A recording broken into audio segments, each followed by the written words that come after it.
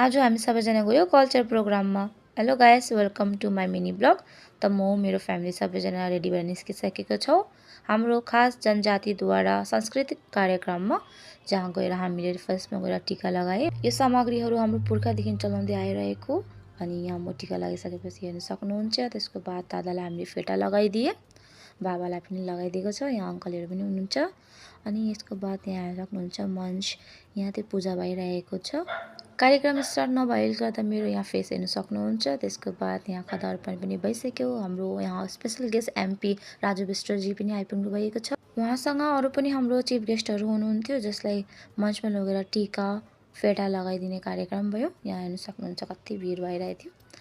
अन्तमा VIP गेस्टले speech दिनुभयो। अनि त्यसको बाद सबैजना खाना खानुपट्टि लागे। अनि खाना खाएर हामी पनि घरतिर फर्किँदैछौँ। अनि त्यसको बाद यहाँ डाँडा चढ्दाखेरिको मेरो हालत हेर्न सक्नुहुन्छ। यसै साथ ब्लग